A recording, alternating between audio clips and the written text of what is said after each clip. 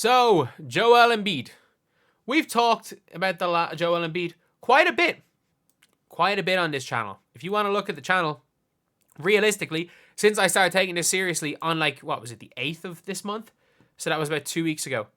We have talked about Joel Embiid. We didn't talk about him for a while, you know. The NBA has a Joel Embiid problem once he came back. Then Joel Embiid can't help himself with all the flopping. And then it just got bad. Like, the Sixers have an Embiid problem. And now, Embiid deciding he wants to be Harry Potter and a seeker and find a snitch instead of really focusing on the sport of basketball. Thank God for Jared McCain, because otherwise the Sixers would be an absolute disaster right now. I mean, they're in a pretty bad state right now, but you've got a really good rookie, and, you know, if you could potentially just tank it out and get the pick. When it comes, Joel Embiid now is questionable. He's questionable for tonight's game due to injury management. And I'm like, if he's injured, just sit him.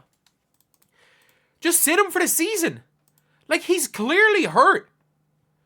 And the problem is that when Joel Embiid plays half healthy, man is he's a detriment to his team. His attitude's not the greatest. He's not a leader. When he's not the best player on the floor, you may as well not have him. He's clearly hurt. He is clearly hurt. Their last game was a couple of days ago. What's he played? 3 games on the season? 4 games on the season? They've played? They're 2-11. They played 13. He's played 4 of them. And whatever the hell happened, whether it was before the Olympics, during the Olympics, after the Olympics, just sit out the season. So this is from theinquirer.com. Shout out to Keith Pompey. And this says, coming off his best performance, finishing with a season-high 35 points, 11 boards. It was against the Memphis Reserves, where they had a 6'8" dude starting center, and they still lost.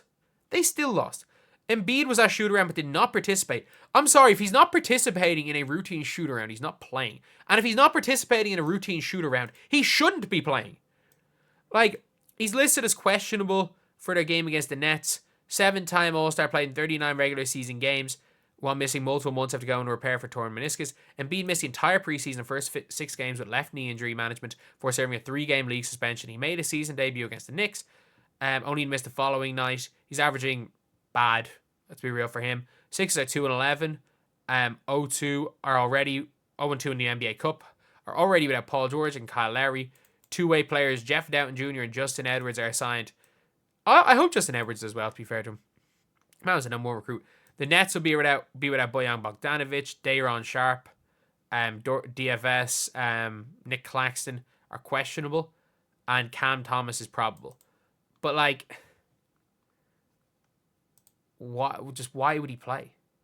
I'm sorry, why would you play him? If you are the Sixers, what's the point? Just sit him.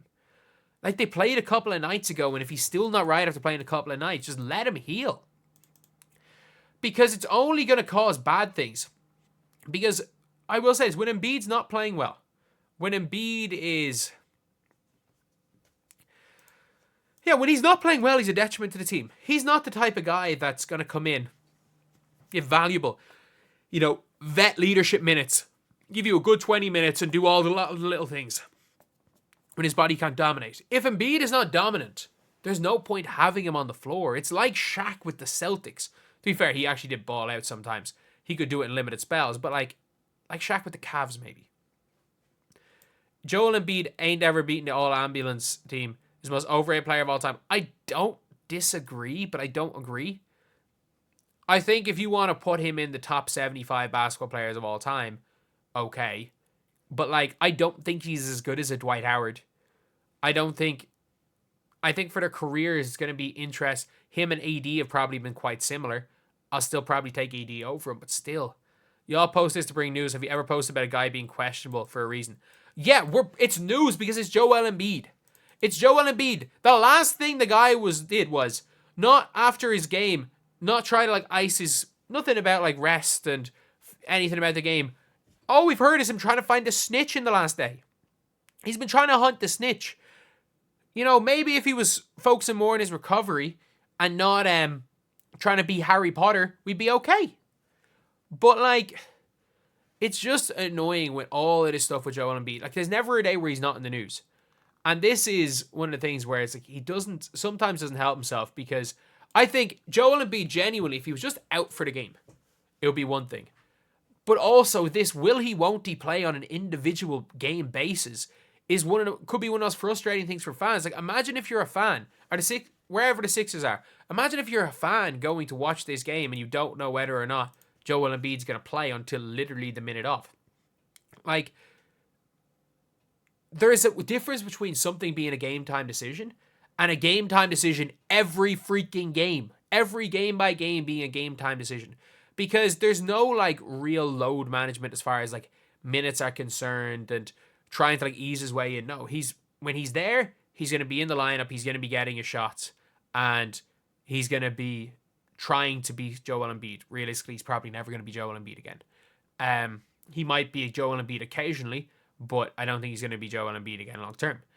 But at the same time, you've now got fans, you've got TV not knowing what the hell to do with what to do with Embiid, what to do with the Sixers.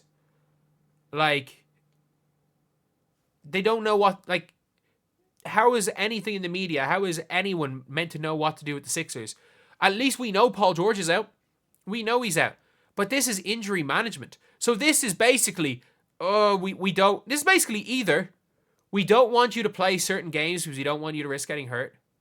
An excuse being like, we need to lose to the Nets, we are tanking. Or he's injured and shouldn't be playing at all. That's all it is. It's one of those three things, and none of them are a good look. And by the way, I don't think this scenario is a bad look on Joel Embiid. I think this scenario is a bad look on the Philadelphia 76ers. Although from the outside looking in, when a player doesn't play, you're going to look at the player. The reality is he's either injured or he's not. And I said that at the start of the year when he was like, oh, for the rest of my career, I'm not going to play back-to-backs. It's like, either he's injured or he's not. Because I don't think he's going to, like, we haven't seen anything about him having like a Kawhi Leonard degenerative knee issue. He's either injured or he's healthy. And that's the thing when it comes to these players where you're like, you can't tell with Joel Embiid. Nobody knows if he's injured. Nobody knows if he's healthy. Because with Joel Embiid, all you're getting is on a game-to-game basis, it's going to be a game-time decision. All you're getting is on any given day, I'm just sitting out. I'm just sitting out.